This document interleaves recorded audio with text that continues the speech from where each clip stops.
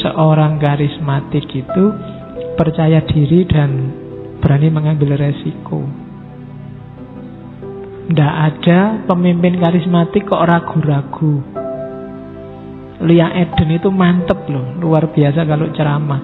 Dimas Taat itu sebelum pegang polisi itu coba dengerin kalau dia ngomong, mantep. Sampai profesor aja bisa ketipu. Itu percaya diri yang luar biasa. Tidak sembarangan bisa begitu.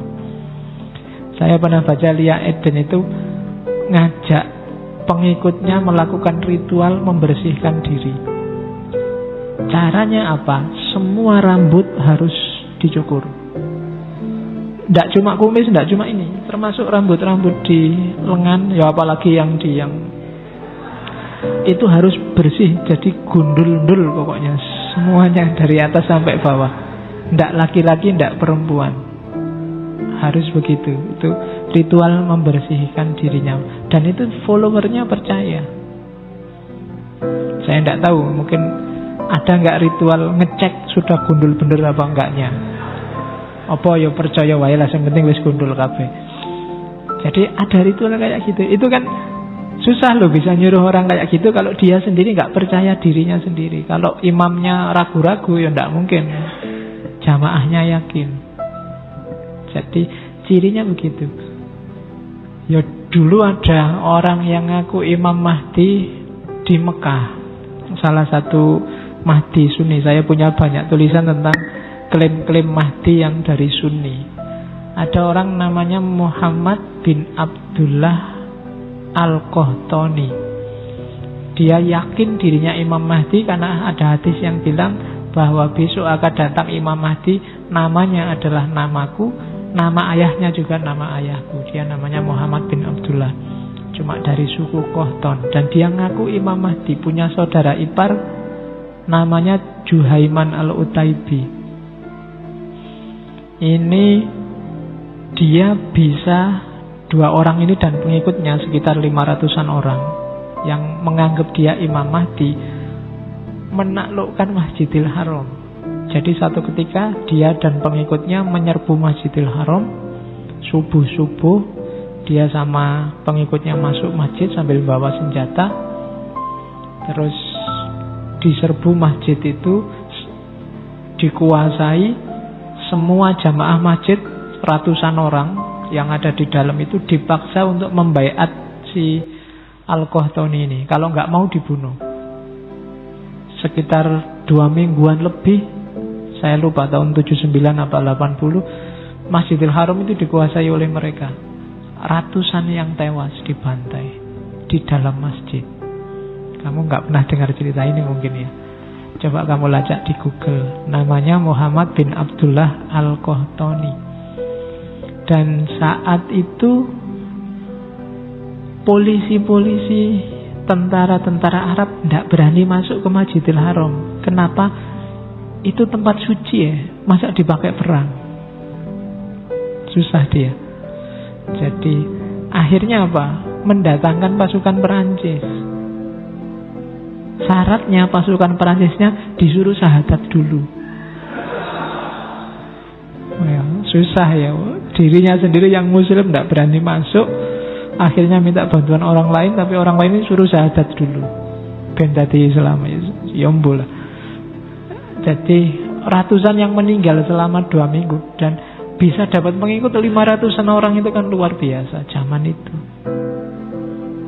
Karena dia apa? Rasa percaya dirinya tinggi, yakin 100% kalau aku itu Imam Mahdi.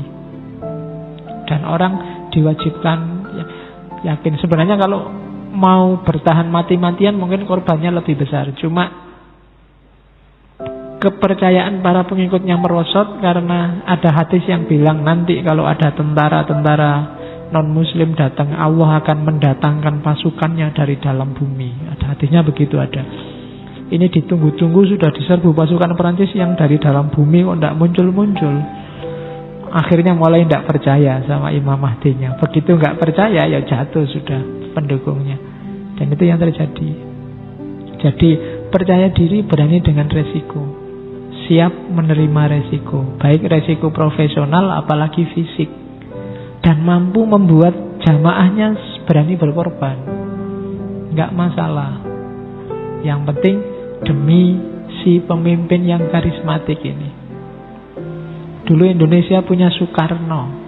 Kalau dia berteriak revolusi, mengobarkan semangat, semua pejuang berani mati sudah. Jadi mendorong pengikutnya berani mengambil resiko. Dan ya pinter nyari strategi. Ibnu Tumat itu strateginya dia menjiplak sejarahnya Nabi. Nanti sahabatnya dibagi dua, ada Muhajirin, ada Ansor. Nanti dia melakukan hijrah. Pokoknya dia mengfotokopi jalan hidupnya Nabi. Ini bikin jamaahnya makin percaya, wah ini memang Imam Mahdi beneran ini. Ceritanya persis kayak Nabi. Karena memang dia sengaja memfotokopi gayanya Nabi. Mulai nama sahabatnya, gerakannya. Yang tidak ditiru cuma istrinya. Ya, mungkin seandainya total beliau punya istri 9 kayak Nabi, mungkin ya tambah yakin mungkin loh ya pengikutnya. Jadi itu yang cirinya seorang karismatik, percaya diri dan berani mengambil resiko. Hasilnya apa? Relasional. Jadi kekuatannya si karismatik, si Imam Mahdi ini ya pada pengikutnya. Ini namanya apa? Kekuatan relasional. Kekuatan ketika dia dihubungkan dengan pengikutnya. Kalau pengikutnya sudah nggak percaya lagi, ya selesai dia. Jadi pengikutnya itu kagum, percaya, setia, menerima tanpa bertanya, mengafiliasikan diri, mengidentifikasi diri, akulah pengikutmu yang sejati, dan sayang. Apa sayang bahasanya? Terjemahnya sayang, maksudnya cinta. Cinta itu kan sudah nggak peduli kiri kanan, nggak peduli harus mundur dari MUI, nggak peduli harus dimarahi orang se-Indonesia, dikritiki. Yang penting imamku ini yang benar. Itu namanya relational power. Dan kekuatan si imam ini ya dari para pengikutnya ini sebenarnya. Sejago-jagonya Pangeran Diponegoro, kalau nggak ada pengikutnya yang mau perang, ya nggak jadi perang. Jadi kekuatannya justru dari para pengikutnya. Setelah sebelumnya pengikutnya ini dibuat terpesona. Itu namanya relational power. Oke. Ya, kalau di Mesir ada juga Mahdi Sunni namanya Sukri Mustafa. Dia ini sempalannya Ikhwanul Muslimin. Dia bikin gerakan namanya gerakan takfir wal hijrah. Jadi gerakan takfir wal hijrah ini gerakan yang intinya semua yang di luar dirinya kafir, kecuali yang meyakini kemahdian si Sukri Mustafa ini. Tapi mengakui kemahdian Sukri Mustafa tapi tidak mau hijrah ke tempatnya Sukri Mustafa juga tetap dianggap kafir. Jadi takfir wal hijrah. Sukri Mustafa ini awalnya sarjana pertanian, tapi jadi Imam Mahdi. Jadi khas. Kadang-kadang ada yang unik-unik seperti itu. Nanti dia jamaahnya diwajibkan gaya hidup, gaya mikir harus sama kayak Nabi dan para sahabat. Sekolah haram. Nabi dan para sahabat nggak pernah sekolah. Iya, sekolah diharamkan. Jadi berarti kamu sekolah itu bid'ah sebenarnya. Nggak boleh. Katanya Sukri Mustafa begitu. Dan ilmu macam-macam itu nggak ada gunanya. Ilmu itu cukup tauhid sama fikih dasar sudah. Ditambah ilmu macam-macam itu nambah kacau, nambah ruwet. Sudah ngerti itu ya sudah, wis menikmati hidup. Kayak zaman para nabi dan para sahabat. Dia hidup di gunung-gunung. Tapi terus sebenarnya pengikutnya banyak. Cuma karena menyendiri, uzlah, ada beberapa keluarga yang merasa keluarganya hilang. Itu yang bikin pemerintah turun tangan. Ada beberapa yang kemudian sadar turun gunung dan dibunuhi. Jadi yang semula anggotanya kok balik lagi ke keluarganya, dibantai oleh Sukri Mustafa dan kawan-kawan. Di situ mulai dia berhadapan sama pemerintah Mesir. Sampai dia nanti menculik ulama besar Mesir Muhammad Hussein Al-Zahabi dan sukses membunuh ya, dan berhasil membunuh Muhammad Hussein Al-Zahabi, dan dari situ terus pemerintah Mesir marah dan dilakukan pembasmian, dia ditangkap dan dieksekusi. Itu juga senjatanya klaim kemahdian, karismatik. Dan kekuatannya lagi-lagi ada di pasukannya, anak buahnya. Kekuatannya namanya kekuatan relasional. Oke, ya kayak kita ini kan ngaji ini kekuatannya namanya relational power. Aku sendirian gak ada gunanya. Maksud aku ngomong dewe ning kene kaya wong edan. Ya, kalian juga nggak ada saya juga nggak ada gunanya. Kamu nongkrong di situ ngapain? Takmiri juga mesti nggak mau bikinin teh. Ini namanya apa? Kekuatan kita ini namanya kekuatan relasional. Nggak mungkin kita kuat sendirian, sukses sendirian, harus bareng-bareng. Nah, di dunia sosiologi namanya relational power. Terus, ciri paling menonjol dari karisma itu namanya breakthrough. Breakthrough itu terobosan. Situasi sumpek, krisis, dialah yang bisa nyari terobosan. Dialah yang bisa nyari jalan keluar. Inilah nanti yang bikin dia dicintai oleh pengikutnya. Sudah sumpek, utang banyak, bertumpuk-tumpuk, bayarnya gimana? Ada terobosan baru, penggandaan uang. Yo, kan terus seneng orang. Wah, ini luar. Disuruh ngapain aja mau, ndak masalah, asal uangnya jadi banyak. Nah, itu breakthrough. Dengan breakthrough inilah dia bisa mengontrol kondisi saat ini. Dengan breakthrough, jamaahnya jadi semakin kagum. Dengan breakthrough, orang mau berjuang, mengorbankan diri, merendahkan dirinya. Gara-gara apa? Dia lihat terobosannya. Dulu Cokro Aminoto itu dianggap Imam Mahdi juga. Orang menggelarinya Heru Cokro. Jadi kenapa banyak melakukan terobosan-terobosan baru? Orang jadi kagum, tunduk, takluk. Cuma ya untungnya baik-baik. Makanya saya bilang di awal tadi, Weber belum membedakan ada karisma yang positif sama karisma yang negatif. Dia tidak ngomong ada karisma lurus dan karisma sesat. Yang bisa kayak gitu MUI. Weber cuma ngomong, Weber dia cuma ngomong ada fenomena karisma yang beda dengan otoritas tradisional, beda dengan otoritas legal. Dia ini menggerakkan massa sendirian dengan kekuatan karismatiknya. Dia ngomong apa, pengikutnya manut tanpa bertanya. Antara lain karena breakthrough-nya, karena terobosan-terobosan yang dia lakukan. Tanpa adanya breakthrough, ya orang tidak percaya. Kalau nggak ada breakthrough-nya, ya dianggap cuma ngomong. Kamu teriak-teriak revolusi, tapi kamu sendiri tidur, ya orang tidak percaya. Maka harus lakukan terobosan-terobosan, namanya breakthrough. Dari situ kamu akan diposisikan jadi seorang yang karismatik.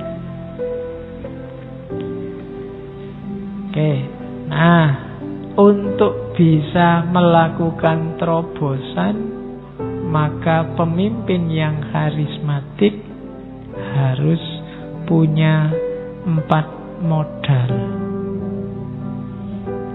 Yang pertama, strateginya tepat. Salah ngambil strategi, sebagus apapun terobosan, ya dia akan gagal. Ya kayak Ibnu Tumat misalnya memfotokopi jalan hidupnya Nabi. Nah ini tepat, karena bikin sentimen orang semakin dalam, bikin pengikutnya semakin dekat, semakin menganggap dia Imam Mahdi. Ini strateginya pas. Kalau strateginya keliru, bisa-bisa malah pengikutnya kabur. Nggak jadi ikut dia lagi. Jadi strategi harus tepat. Yang kedua, bisa memanfaatkan modal. Apakah itu modal sosial maupun modal personal. Bisa melihat potensi jamaahnya. Ya kalau jamaahnya petani-petani, ya jangan diajak perang nyerbu negara. Ya mesti kalah. Kalau memang mau nyerbu negara, ya dilatih dulu. Itu yang dilakukan oleh Mahdi Sudan, Ibnu Tumar. Lihat resourcesnya, kekuatan kita apa. Kalau kita cuma jamaah masjid biasa, ya tidak bisa kita demo dengan tuntutan menjatuhkan Jokowi misalnya, cah semene ya tidak ada yang dengerin. Ya, modal kita kurang. Jadi harus seorang yang karismatik, dia harus bisa membaca situasi sekelilingnya. Punya pengikut berapa, targetnya apa, strateginya bagaimana. Terus yang ketiga, pemimpin karismatik itu harus mampu memastikan transformasi. Harus pengikutnya merasa ada perubahan. Kalau tidak, dalam jangka waktu tertentu dia akan ditinggal. Setelah tadi disuruh cukur gundul semuanya dari atas sampai bawah, itu harus ada transformasi yang dirasakan para pengikutnya. Mungkin, wah hidup saya semakin tentram, semakin adem, semakin dingin karena gundul. Nah, harus merasakan transformasi itu. Kalau tidak merasakan transformasi, ya pada saatnya ala podo wae, ternyata bayat tidak bayat, ya podo-podo sumpeknya. Dia dalam jangka waktu tidak lama dia ditinggal. Dimas Kanjeng itu jamaah-jamaahnya di awal dia merasa perubahan, dikasih uang beneran, uangnya berganda beneran, maka percaya. Besok begitu ndak ganda lagi uangnya, tinggal dicarikan alasan. Sebenarnya mau ganda, cuma ada alangannya.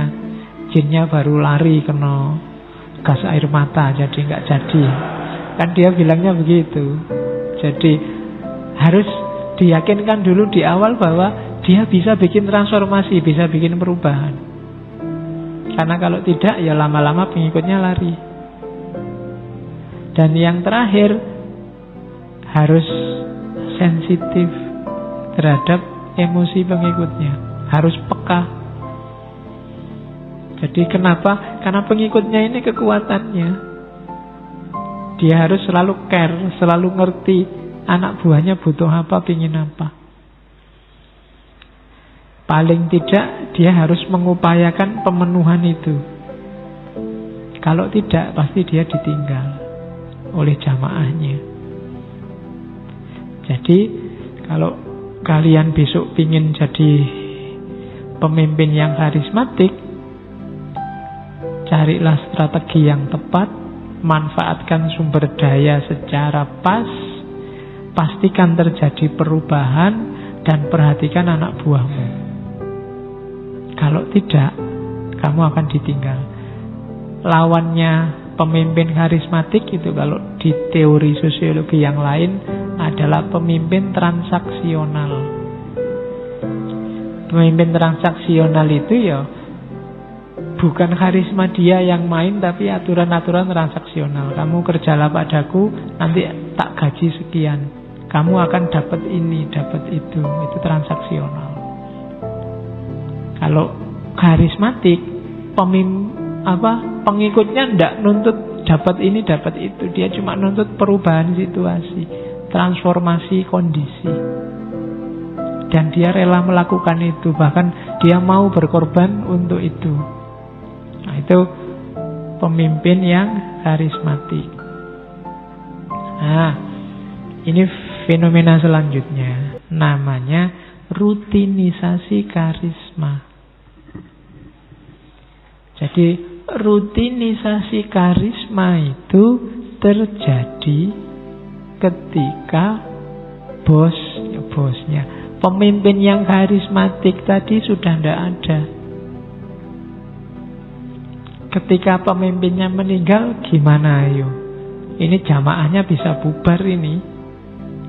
Ini kalau tidak ada pemimpin gimana? Kalau ceritanya Al-Qahtani tadi, Al-Qahtani itu tewas di Masjidil Haram.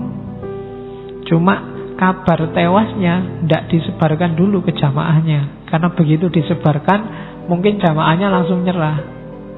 Tinggal Juhaiman, yang saudara iparnya itu, yang memimpin pemberontakan, dibilangnya ini Imam Mahdi kita sedang disembunyikan oleh Allah, dilindungi oleh Allah.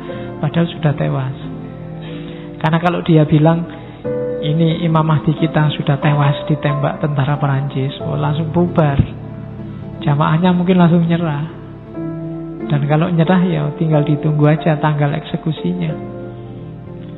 Jadi dikabarkan dia belum meninggal. Dengan resikonya fokus pada satu orang pemimpin kan begitu. Kalau pemimpinnya pergi, wassalam sudah. Kelanjutannya bagaimana? Nah, katanya Weber, biasanya kemudian terjadi rutinisasi karisma. Jadi rutinisasi ini keberlanjutannya dipikirkan. Biasanya caranya ada 2. Yang pertama, melalui aturan-aturan, nasihat-nasihat yang biasanya diberikan oleh si pemimpin tadi. Misalnya anaknya yang harus melanjutkan, keturunannya, atau sahabatnya yang paling dekat. Nah, ini rutinisasi gaya pertama. Jadi melalui pembentukan aturan-aturan tradisional. Atau bikin aturan. Besok siapa saja bisa ganti aku, cuma jangan dilanggar undang-undang ini, aturan ini, pedoman ini. Siapapun khalifahnya, khalifah itu kan yang ganti pimpinan puncaknya, dia harus pakai pedoman kitab suci ini dalam tanda petik. Itu berarti pakai hukum sifatnya rasional atau secara tradisional diwariskan turun-menurun. Dengan gaya ini nanti karisma tidak akan habis, bisa dilanjutkan. Ibnu Tumat tadi, sebelum berdirinya dinasti Muwahhidun, dia sudah meninggal. Yang jadi raja pertama Muwahhidun itu penerusnya Abdul Mukmin, bukan Ibnu Tumatnya. Tapi Ibnu Tumat sudah mewariskan dasar-dasar ajarannya, sehingga dinastinya dikenal sebagai dinasti Muwahhid. Nah, ini namanya sudah rutinisasi karisma. Sama kalau di Syiah kan Imam Mahdinya belum muncul, tapi sudah ada rutinisasi, ada ajaran-ajaran kemahdian. Siapapun yang memimpin mereka sekarang itu hanya mewakili Imam Mahdi yang nanti akan datang. Di Iran itu nanti ada satu tempat kayak goa kecil yang tiap malam itu ramai orang mujahadah di situ. Di depannya ada masjid. Dan diyakini besok Imam Mahdi itu munculnya dari gua kecil itu. Jadi pokoknya ditunggu aja. Sopo ngerti pas lagi nunggu di situ tiba-tiba, ini Imam Mahdinya datang. Dia yakinnya begitu. Jadi ada saya lupa namanya itu. Saya pernah di sana. Dan ramai terus tempat itu. Kalau bagi yang tidak punya uang, pasti makan gratis di situ ada. Tiap malam itu, tidak cuma malam Jumat, tidak cuma hari-hari besar, tapi tiap malam ramai tempatnya. Tempat orang mujahadah di situ. Mulai habis maghrib sampai tengah malam pasti ada lah. 24 jam ramai di situ. Karena dekat situ ada gua yang diyakini besok dari situ. Itu keyakinan mereka. Mungkin aliran tertentu saya tidak tahu. Tapi itu jenis rutinisasi. Semua yang mewakili sebelum Imam Mahdi datang, ini kan menjalankan ajaran-ajaran konsep kemahdiannya. Ini bahasanya Weber, rutinisasi karisma. Nah, secara umum pola rutinisasi keberlanjutan karisma ini polanya ada 6. Katanya Weber, yang pertama searching, nyari orang dengan kualifikasi karismatik yang sama. Siapa di antara sahabat-sahabatnya, murid-muridnya yang punya kualifikasi dekat dengan gurunya. Itu namanya nyari, searching. Atau yang kedua revelation. Revelation ini bahasa Inggrisnya wahyu, intuisi maksud. Biasanya warisan. Jadi revelation ini nunggu ilham baru. Diwariskan pada siapa jabatan karismatik tadi. Itu revelation. Ya sahabat-sahabatnya ini nyari ilham, nyari petunjuk siapa yang pantas. Dalam tradisi sufi tertentu itu kadang-kadang nyari gantinya mursyid itu pakai burung. Jadi muridnya semua disuruh kumpul di tengah lapangan. Biasanya bahasanya pakai burung hijau. Burungnya dipegang, burung beneran loh ya. Terus dilepaskan. Jadi kemana burung itu hinggap di antara para jamaah ini, dialah nanti yang ganti. Nah, jadi muridnya mungkin nunggu semua siapa yang dipilih. Biasanya yang dipilih adalah yang burungnya datang ke dia. Cuma kamu nggak boleh trik ya, kamu bawa makanannya burung terus gini. Nanti kamu jadi tidak, karena itunya burungnya nyari makananmu. Jadi revelation.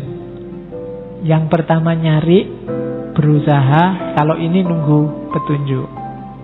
Yang ketiga wasiat. Destination by original reader. Jadi nyari berdasarkan wasiatnya pemimpinnya. Misalnya Abu Bakar mewasiatkan setelah aku yang mimpin Umar. Nah itu wasiat namanya. Yang keempat, nyari di antara muridnya yang punya kualifikasi sama, qualified staff. Jadi designated by qualified staff. Kalau tadi yang milih pemimpinnya, kalau ini yang milih formatur, staf-staf yang dianggap mewakili pemimpinnya, zaman pemimpinnya masih hidup. Misalnya, ya contohnya kayak zaman dari Umar ke Utsman, itu kan bikin semacam formatur terus milih. Terus yang kelima warisan, hereditary karisma. Sultan meninggal yang melanjutkan anaknya, itu warisan berarti. Kaisar meninggal dilanjutkan oleh anaknya. Kayak di Jepang, itu modelnya warisan. Dan terakhir, ini yang modern, namanya office karisma. Bukan kantor karisma. Office karisma ini ketika karisma dijadikan formal. Bikin ADART. Nah, bikin ADART-nya torekot. Kok torekot apa? Gerakan milenerian, gerakan Imam Mahdi, gerakan karismatik ini oleh anak buahnya dibikin, biasanya semasa tokoh karismatik ini masih hidup, dibikin seperangkat aturan. Yang berhak jadi pemimpin ini. Cara milih pimpinan ini. Pemimpin harus punya watak ini, dan seterusnya. Ini namanya office karisma. Dibikin aturan birokrasi. Jadinya rasional. Nah, itu akan berlanjut begitu. Kalau tidak ada 6 ini, ya berarti putus. Akan terjadi chaos, kacau. Kenapa? Karena masyarakatnya dasarnya karisma. Dasarnya tokoh. Ketika tokoh tidak ada, dilanjutkan ya jadi susah. Makanya ada kayak Indonesia, ada yang bilang Indonesia ini mungkin yang pas itu bukan demokrasi tapi kerajaan. Butuh tokoh yang karismatik luar biasa, yang baik, bukan yang sesat. Nah, itu lebih mudah ngatur orang Indonesia dibandingkan yang model demokrasi. Kalau modelnya demokrasi, mungkin orang seperti Donald Trump bisa kepilih. Ya kan? Donald Trump yang suka melecehkan perempuan, yang mengancam-ngancam Islam dan seterusnya, itu malah kepilih. Ya demokrasi kayak gitu, kita nggak boleh komplain. Kebenaran bagi sebagian besar orang Amerika, Donald Trump layak jadi presiden, meskipun bagi sebagian yang lain tidak. Nah, Indonesia bisa mengalami nasib yang sama karena kita dasarnya sama-sama demokrasi. Kalau model karismatik tidak begitu. Kepatuhan seseorang pada pemimpinnya itu sifatnya volunteer, karena dia terpesona oleh si pemimpin ini dengan daya dan kekuatan yang dia miliki, dan lebih mudah menggerakkan massa. Cuma memang sifatnya tidak tahan lama, kelemahannya di keberlanjutannya, karena tidak mudah orang nyari sosok yang karismatik, yang tanpa merintah orang jalan sendiri. Oke.